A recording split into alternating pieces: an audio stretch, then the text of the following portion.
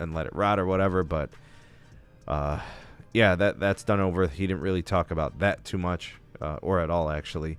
One of the things that I thought was interesting in the conversation was the discussion about cable MVNOs.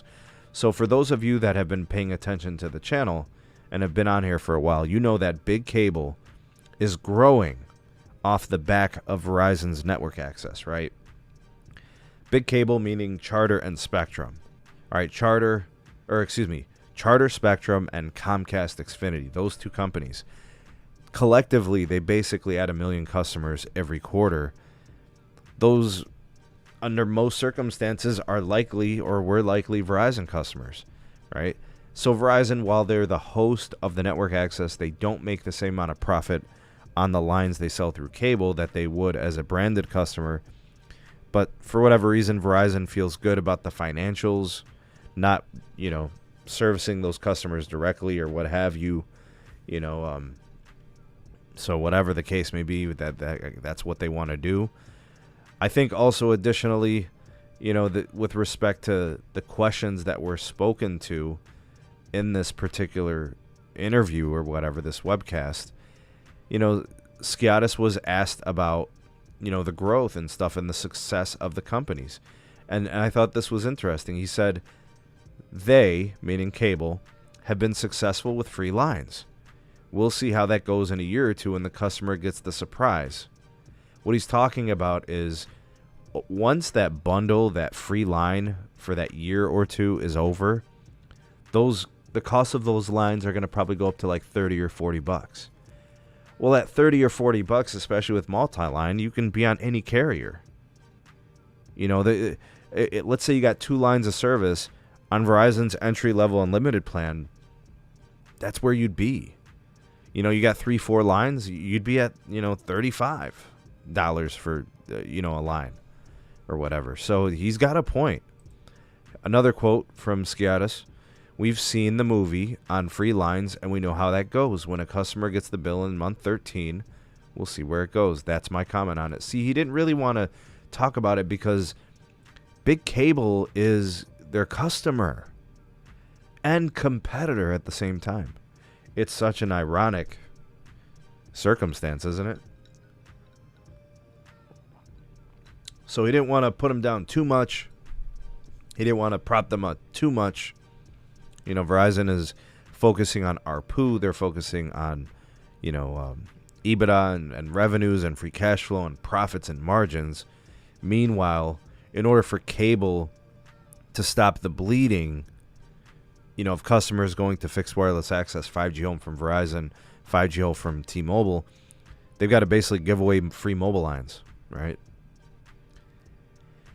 All right, so Skiatis also sidestepped a question about the wholesale revenues Verizon derives from cable companies like Charter and Comcast, which is noteworthy considering T-Mobile's CEO raised questions about those revenues during his company's recent quarterly conference call. The quote, "We don't talk about any of the economic terms," Skiatis said about the Verizon MVNO deals with cable. He said, "We're very happy with the relationship that we have with the cable companies. It's consistent with our strategy to monetize the network." So, when Mike Sievert was talking about it, he basically said, revenues at Verizon are flat, and he was talking about they can't raise revenues or whatever against cable. Well, I mean, they must have some kind of an agreement, right? That's kind of like locked into place or whatever. So, what can you do? How do you remonetize? How do you further monetize with cable without raising pricing on cable? Do we even know that they can raise pricing on cable? That would be a great question, to ask, but they don't want to answer it, right? It's almost like a hush thing. They're not going to talk about it. They don't want to talk about it. I think what it is they don't want anybody to know what they're charging because it's not, it's probably not worth celebrating, And all estimates are that on average, Verizon makes like somewhere around $30 per customer that's on cable. So I don't know. I thought that was interesting. Anyways, I got more video coverage on it. I sat through the whole thing. It was the first 5-10 minutes were super boring and repetitive, and it sounded like a Hans Echo from like the earnings conference. So I don't know, maybe it's something worth noting, you know, to put it on the back burner as we, you know, hear from them in the upcoming months and quarters. There are different ways that you can support the SMT. One of them obviously is to rate the video. That helps. You interact with the content, you know, comments and likes and shares and those things. But if you want to be more directly supportive of your content creators, the way that you do that is with supports like the Buy Me a Coffee link. You can support us that way. There's also the other, you know, donation type supports. Really what I want to do is grow the communities within Patreon and the YouTube memberships, and more so the Patreon, because I can give you more through Patreon. So if you guys like what the YouTube channel does and you like what it offers, you're looking for a bunch of things like early access videos and additional live streams, you want more of the SMT, that's how you could do it. So I recommend checking us out on Patreon. The link is in the description. But if you don't want to do that, then you can support us lots of other ways. In the description, you've got the coffee link, you've got other stuff. There's ways to support the channel. Of course, if you need service, but you want a good value, you're sick and tired of price hikes, you're looking for a better deal, we have partnered with Mint Mobile. All right, use our partner link. It's in the description. They just increased all of the data allotments on all their plans, and they didn't touch pricing. So the 4 gig plan went to a 5 gig plan. They kept it $15.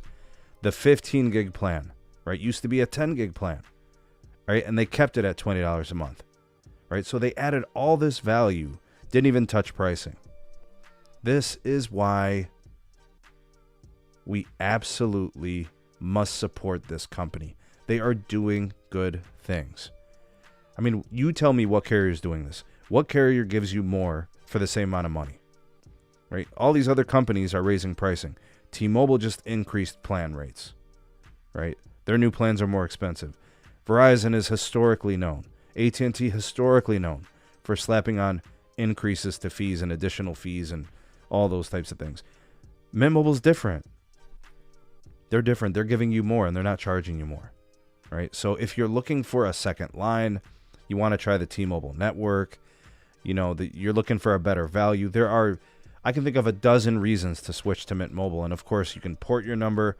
You can get, you know, phone deals. They'll like, look at this. Look at this one. It's here at the top, right?